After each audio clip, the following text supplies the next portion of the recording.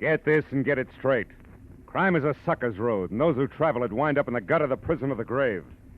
This time, a friend with millions, a myopic chemist and a long-haired piano player, but thrown into panic because a brilliant young lady with a gun was taking a big step in the wrong direction. It happened like this. From the pen of Raymond Chandler, outstanding author of crime fiction, comes his most famous character in The Adventures of Philip Marlowe.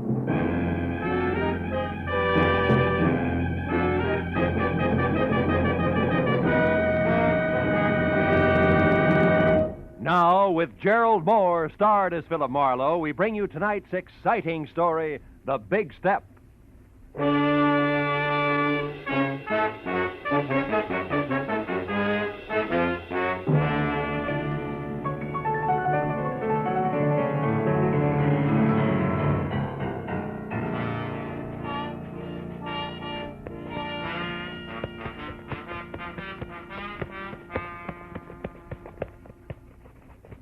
Yes, sir, Mr. Marlowe. I always figure shoes are just like faces. How's that, champ? Well, they make it old and they make it wrinkled, but they're still okay as long as they got a shine on them. Yeah, it keeps that right in condition, huh, champ? Yes, sir. Hey, let me just spank up this one again, huh? Sure. Oh, come in. Mr. Marlowe? Yeah? Oh, excuse me. I didn't know you was busy. That's all right. Okay, champ. I guess that does it. Here you are. Oh, thank you, Mr. Marlowe. I'll see you tomorrow. Right. Well, now that my shoes have a new lease on life, won't you sit down? Miss, Cantor. Mrs. Betty Cantor. Oh. I'm a waitress at the Shelton Cafe. I need your help, Mr. Marlowe. There's something you could do for me. You free to take a case? Well, I'm free, depending on the case. What is it? Well, today, this friend of mine, Shirley Vitello, comes into the restaurant where I work. Yeah. She takes her usual table, and while she's waiting for her order, she starts reading a paper. Well, it's all quiet so far, Betty. Yeah, but just when I'm bringing in the tomato juice, it happens. She sees something in the paper that scares her. Scares her bad. What was it, Betty? Do you know? I don't know. She mutters something, and then she runs out of the place. Her face was gray like ashes. Later, I got to worrying. I called her at home, then at the lab where she works, even her husband's studio. No luck. Now, wait a minute, Betty. I don't quite get the connection. You and Shirley Vitello, I mean. Oh, I don't know her social. We're only chummy at the restaurant. She's been eating there for years. Well, that's a basis for friendship. Yeah. Well, about 6 months ago, I was in bad trouble. And Shirley came through with $200 when it seemed like more money than I'd ever seen. Yeah. It kept me and my husband together. So, you see, she means a lot to me. Yeah, I see what you mean. Well, look, Bet, what was this about a lab? Well, Shirley's a technician.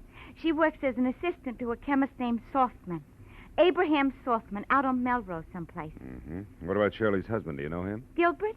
Oh, yeah. He comes in with her a lot. He's a piano composer and a real nice guy. Mm. He lives for his work. He's unknown now, but he's a real genius, Oh, Shirley sure, says. sure. She'd do anything to keep him and his music going. Yeah, well, tell me, this friend of yours saw something in a paper you said that scared her. Now, that's all you know, huh? Yeah. And I want you to find out why and help her. Here's $50, Mr. Marlowe. That's what you charge, ain't it? More or less, yeah. By the way, Mrs. Cantor, where's your ring? I sometimes take it off when I'm working. You do, huh? Yeah. Or perhaps when you hock it to raise $50? Look, Betty, I'm a careless guy. You better hold the money, huh? Oh, but Mr. Marlowe... Where do the Vitellos live? But Mr. We're Marlowe... in a hurry, Betty, remember? Where's the address? Well, it's 3140 Veteran Avenue. Mm-hmm. And in case you want it, Gilbert's studio is Benedict Canyon, 510. Thanks, Mr. Marlowe. And you call me at Empire 17087, huh?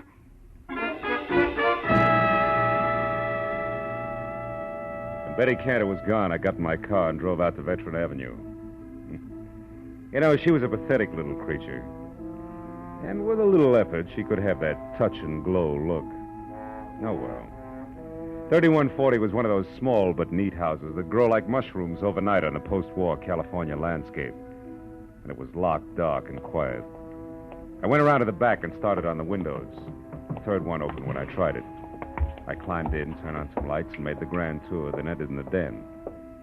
The only indication that anyone had been there all day was a current issue of the L.A. Star crumpled in the wastebasket. I pulled it out and started through it. On page 5, I found the hole where a 2-column story had been clipped out.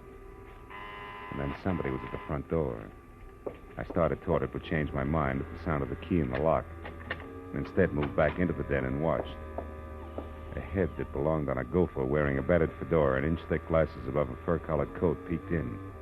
Gave the place a myopic once-over and headed straight for the den. So I stepped out where he could see me. I have never seen you before.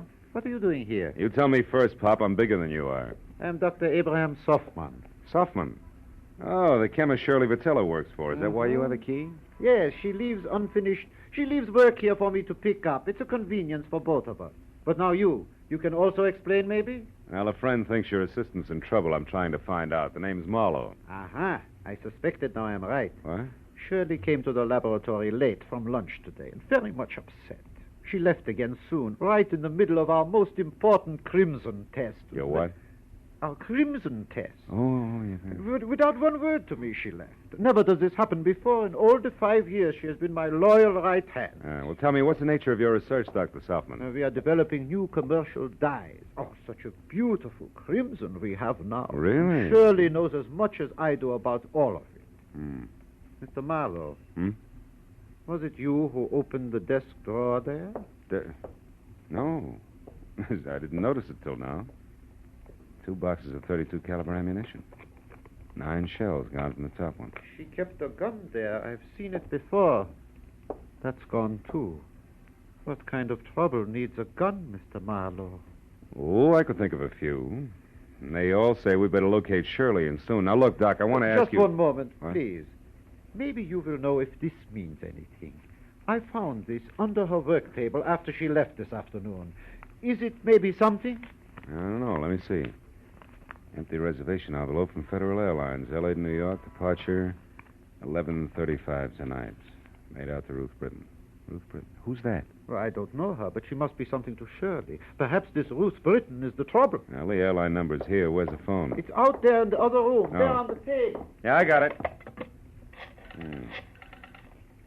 Hudson 28610.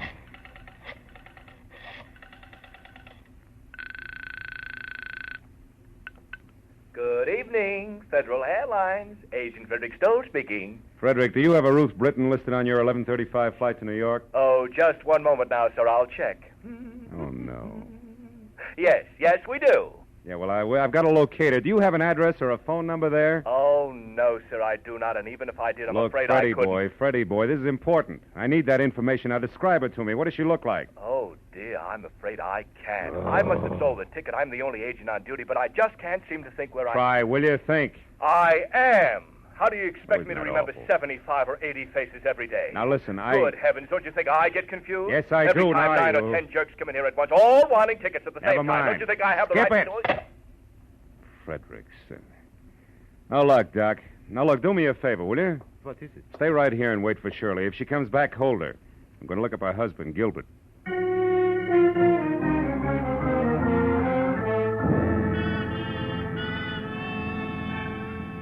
The first stop was a newsstand.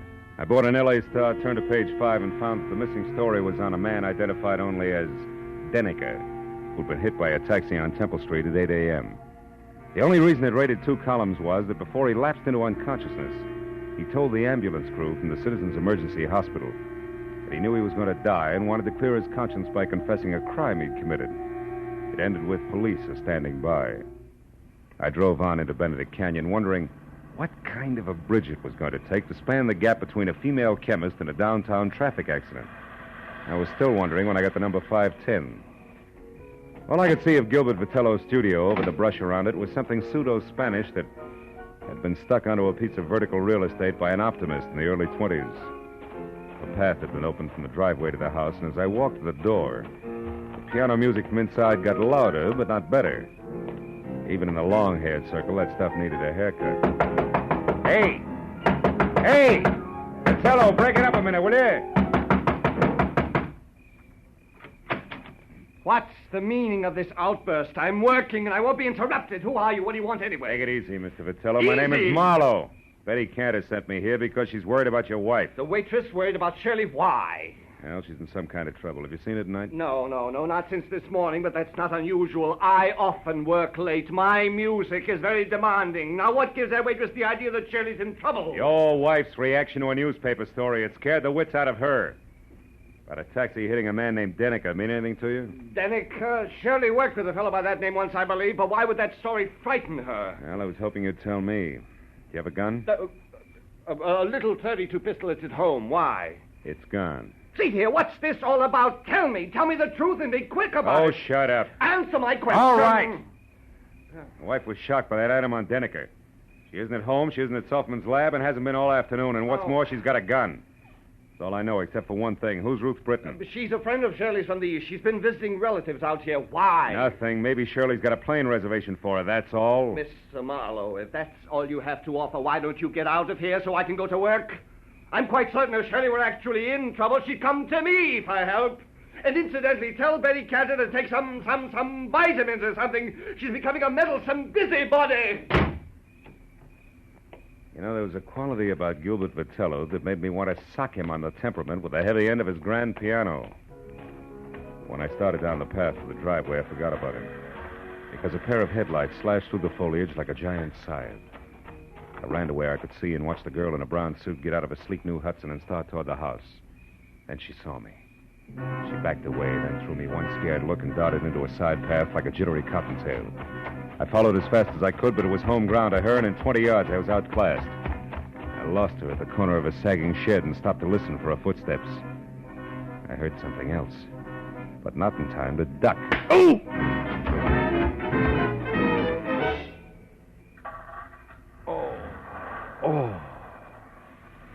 Oh. You there, you. Marlowe, is that you, Marlowe? Marlowe, what happened, Marlowe? I heard a car come in with a car. Shut up. It was Shirley. She slugged me. I don't believe it. You're lying. Okay, I'm lying. For what it's worth to you, Die Hard, your wife isn't kidding. She told me personally with a blunt instrument. Play that knee flat, Jack.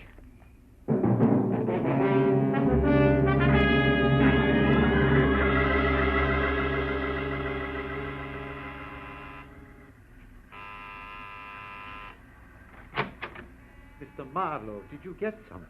Lumps. Oh, look at... How about you, Dr. Softman? No, nothing. Come in. Oh. No one has come here. You found out something? Ever hear of a guy named Denneker, Doc? Me hear of Morris Denneker? 5 times in the past 3 years, Morris Denneker in Chicago has beaten me by introducing a new dye substance or a new process just days ahead of me. 5 times this happened. He's a dye chemist, too, huh? A brilliant one. I admire him. But why do you ask Listen, this me? is beginning to fit like a rubber glove. Denneker's in a hospital right here in L.A. He may not live, and he wants to confess to a crime. Here, look. What's Now, read it this? yourself. When Shirley saw that story, it threw her into a panic, and now it only figures one way. Your assistant has been selling your new developments to Denneker before you released them. No, it is not true. Shirley would not do this thing, not to me. Okay, Doc, we'll see. Now, look, why don't you go back to your lab and wait? I'm going to the hospital now and do some more fast addition. If it comes right, just don't forget you're a scientist, will you? Oh, I would not forget. Now, you remember something, Mr. Marlowe. 2 plus 2 does not always make 4, especially when you are adding up human halves.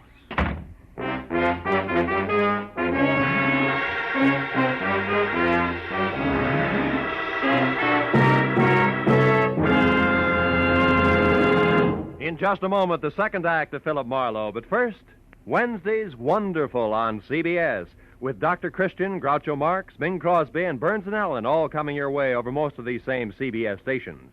This Wednesday, Brother Bob Crosby visits Bing. Gracie Allen stumps the income tax experts. Groucho will be on hand with his ad-libs and teams of opposition.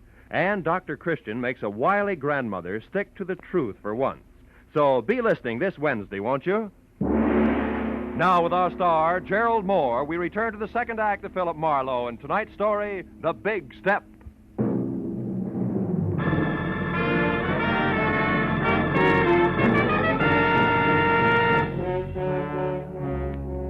It was 20 stop-and-go minutes through the snarled early evening traffic over to the Citizens Emergency Hospital. All the way, I kept hoping that Denneker's confession wasn't going to have anything to do with Shirley Vitello. But when I was there, standing next to Detective Lieutenant Matthews and filling him in to date, I racked that hope up under wishful thinking. Morris Denneker had already come, too. Yeah, Marlowe, about a half hour ago. He didn't say too much. How much? Only something about this woman you mentioned, this Shirley Vitello, and Yeah? the formula for some kind of a bleaching agent. Then he went out again. Hey, look, this Vitello girl who currently adds up to something very... What does she look like? Oh, blonde, about 5'4", maybe 30. Wearing a dark brown suit, no hat? That's right. She been around? Yeah, I spotted her here in the hall about 45 minutes ago. Claimed she was a reporter, but she didn't make any small talk with the other news hands. I got a little suspicious. Just then Denica came too, so I went in there. When I came back out, she was gone. Hey, Marlowe, you know where we can pick her up? No, I don't, Lieutenant. Doesn't look so good for her. She could be pretty desperate right now. Like a quick trip to the country. Or like worse, she's got a gun, Matthews. And now with Denica starting to talk, very little hope left. I better be going. Where? Just Phil? going, Matthews. Hey, wait I'll a keep in minute. touch. Wait a minute. Look, we have a big organization, Mr. Marlowe. We're equipped to handle all kinds. We could do almost as good a job as you. Just keep that in mind, will you? Yeah. And I'm glad you said almost. So long.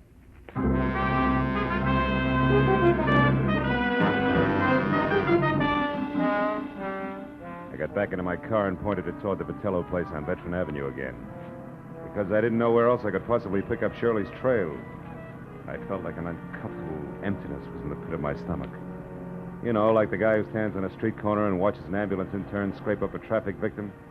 He knows he didn't have anything to do with it, but that knowledge doesn't make him feel any better. Shirley Vitello was headed for trouble, bad trouble. And the pathetic little kid, Betty Cantor, who came into my office and started the whole thing, could get hurt in the process. Well, I parked in front of the place, which from inside, a desk lamp showed a circle of light the size and color of a lemon lifesaver, and the front door was open inches, as though somebody had left in a big hurry. I walked on eggs as far as the door and nudged it. And I saw it. On a table in the far corner of the room, a note propped up against the lamp and nothing else. I started toward it. Don't move. I'm behind you, and I've got a gun. Oh, fine. 32 caliber out of the desk drawer, no doubt. No doubt. Marlowe, why are you mixing into something that's no business of yours? I'm a private detective working for your friend Betty Cantor. She's worried about you, Shirley. Marlowe, what's done is done. Betty can't help me. You can't help me. Nobody can help me. I stole Softman's work, and I sold it to Morris Deneker. I didn't count on a deathbed confession. Why'd you do it? I love my husband, and he needs money to go on with his work. No. Gilbert's in on this with you, huh? Oh, no. No, he isn't. He thought my wages were high, that's all. The note I left there on the table makes that clear.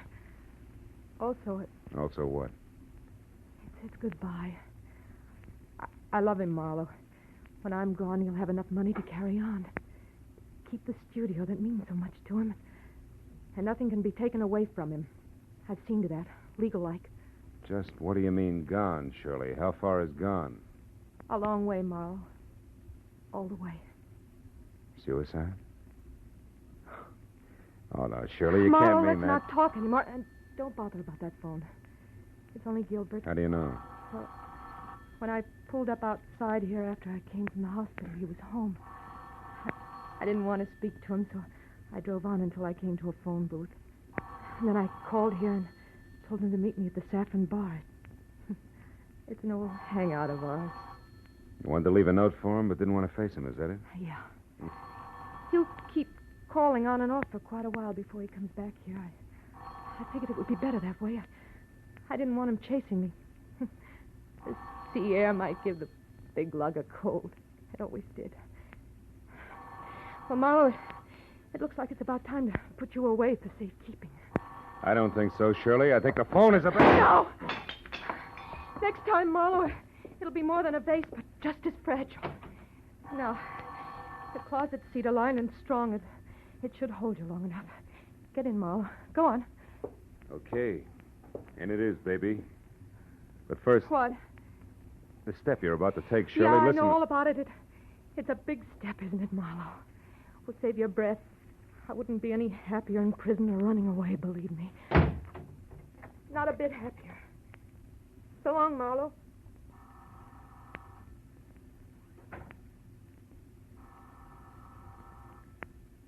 Nobody's home.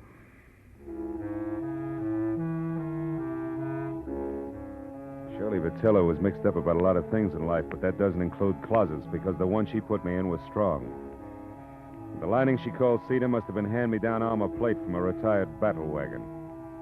So all in all, I was 45 minutes alternately kicking and resting while the insistent telephone marked the 5-minute intervals for me. But finally, it was the wood around the lock that gave way. I was out. Hello? Hello, sir. Who's this? Marlowe, Vitello, and save your questions till you hear what I have to say. Marlowe, where's my wife? She was supposed to meet me here at the Saffron Bar. I said she's not... save it. Now listen. Your wife's out to kill herself. No, Marlowe, no! Yes, tell me, did you two have a favorite spot out near the ocean? I don't see what I don't care whether you see or not. Did you or didn't you? Yes, the Redondo fishing pier below Santa Monica. Good. Now keep listening, Vitello, and do as I say. Come straight home. But, Marlowe, it's surely... Do as I say, Vitello. Come back here and sit tight with fingers crossed. I'll worry about the pier. Goodbye. Broken. I picked up the phone again, dialed 116, got through to police emergency operator, and from there to Matthews, who was still at the Citizens Hospital. I told him to pick me up in a squad car and get ready for a fast 10-mile drive to the Redondo fishing pier, where Shirley Vitello was going to kill herself. Then I got outside and waited the 4 longest minutes of my life, until finally Matthews screeched up to a halt. When I piled in, we took off, siren wide open.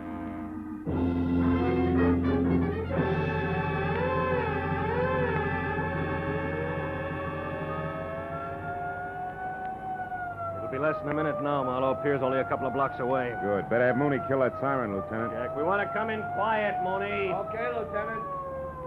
Well, there she is. That tower's out on the pier. Yeah, Mooney, pull up here, will you? We don't want to scare her into something. Matthews. What? That crowd there, halfway out on the pier. There's a cop with them. Yes, so there is. You better drive right up, Mooney. Looks like we're too late, Phil.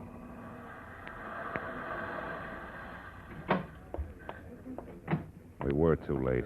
At the center of a circle of the morbidly curious who always stand and gape, we found her lying face down on the greasy planks of the pier, dead. She'd shot herself through the heart, and the gun, the same .32 she'd used on me, was lying next to her. 2 bullets gone. I explained the extra shot to Matthews. Uh-huh. Okay, 1 bullet fired up at her place and the other one here. Well, I hope you're satisfied, Marlowe. What do you mean, satisfied? I mean single-handed. You had to leave the cops out of it, didn't you? You had to go up to Veteran Avenue all by your lonesome, didn't you? Now, you wait a minute, Matthews. I was only trying to... nuts. Hey, Mooney, where's the nearest phone? Over there, Lieutenant, across the street, the Triple Eagle Cafe. The patrolman here's already called an ambulance. All right, tell him she can be moved. Come on, Marlowe. I want to turn in a first report on this. Mooney, pick us up at the cafe. Right, Lieutenant. Okay, Bob. Okay, let's take it. So Shirley Vitello was stealing formulas for those dyes from her boss and selling them to this Morris Denneker. Yeah. All was rosy until Denneker walked out in front of a taxi early this morning. That put him close to death and in a mood to talk. Also put Shirley Vitello on the spot. Hey, is that the place you want to phone from? Yeah. Look, one thing more, Marlowe. The girl's motive all the way through. She loved her husband. He loved his work. Yeah? Her, too?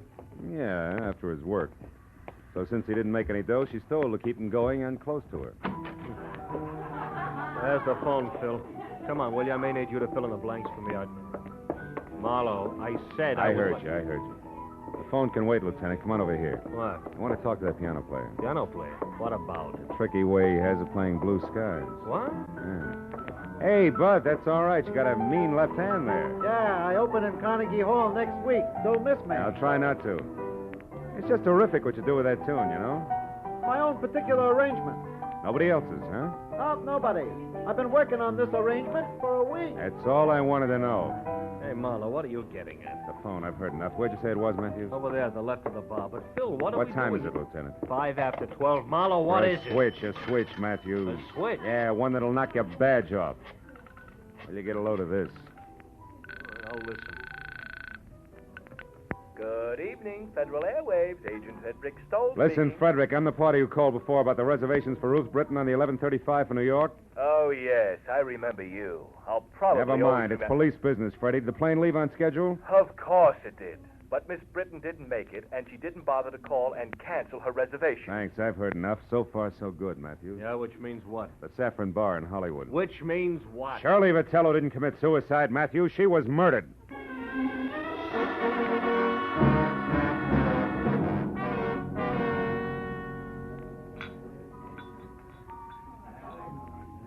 Okay, Phil. Where's your man? Right there. That table against the wall. Oh. Come on, Matthews. Hawaiian music. Sentimental rock. Degradation. Abomination. Oh, I don't think it's as bad as all that, Gilbert, old boy. Marlowe, you a cop, the most insensitive of all people. What would you know about music? Just for the record, he's not a cop. My question still stands. What do you know about music? As a matter of fact, not much. But you know, I'm fascinated by what they're doing with instruments these days. Really? Mm-hmm. What are they doing that might fascinate you? Well, for example, take that picture where the score is done by only one instrument, a zither. What's more, it doesn't sound like a zither. To a trained ear, a zither is a zither. You mean you can't make one instrument sound like another? Well, for example, a guitar like a piano? Don't be ridiculous. Now, wait a minute. Not so ridiculous. Why, only tonight I heard a guitar that sounded just like a piano. Real tricky arrangement it was, too. Sounded... You're joking. Oh, no. Well, you must have heard it, too. It was while we were talking on the telephone. The telephone? I talked to you? Sure you did. You remember? You said you were calling from here, the Saffron Bar, but the conversation was being scored by the pianist at the Triple Eagle Cafe at Redondo Beach. A real tricky arrangement in more ways than one. I didn't mean it. I didn't really want to. All right, what's the rest of it, Phil? He didn't want to quit his work and spend the rest of his life hiding in some forgotten corner of the globe. Which was her plan? Yeah. As I figure it, once Shirley knew she was finished, she decided they should both run for it. He was in on what she was doing all along. And the suicide note? That was part of her plan. Oh. Leave Puppy here and innocent with the money she got for her shenanigans. Then frame her own suicide, a trail that would lead us to the Redondo Pier, her hat and coat floating in the drink. Uh-huh. And after a couple of days of searching, we say the tide probably carried the body out to sea. Closed case. That's right. In the meantime, she's flown to New York as Ruth Britton and is heading on from there. Hubby here to join her at a later date. Yeah, fine. Only hubby double-crossed her and shot her so he can sit tight with the money right here. That's it, Matthews. Please, give me another chance. Oh, shut up. Wipe them dry, Matthews, and take them away.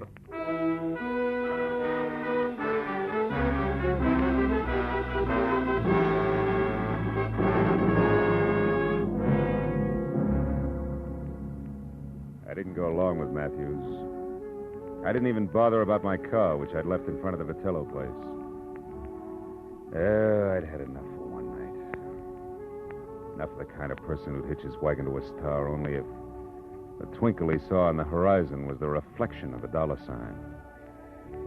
Oh, yeah, they were a pair, all right, the Vitellos. A pair who finally canceled each other out. You know what? I'm glad of it.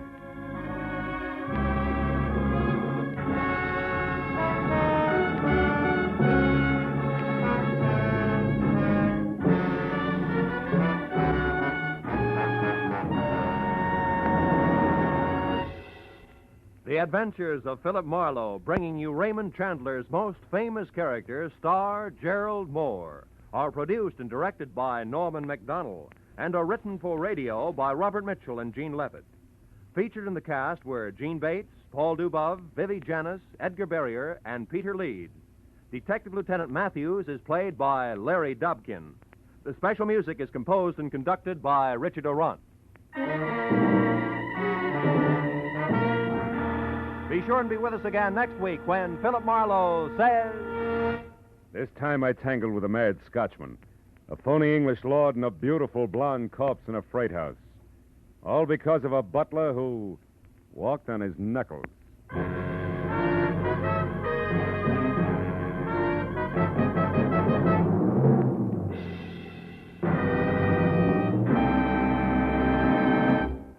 How about tying a mental string around your finger today to remind yourself to file your 1949 income tax return as soon as possible? The 15th of March isn't several miles down the road the way it used to be. It's almost at your front door. And you'd certainly get a scare if you came home one evening to find it sitting right smack in your living room saying smugly, "Well, you forgot to file your income tax return. What now, little man?" So why not set aside tonight as income tax night and file your 1949 return? This is Roy Rowan speaking. This is CBS, where Burns and Allen are heard every Wednesday night, the Columbia Broadcasting System.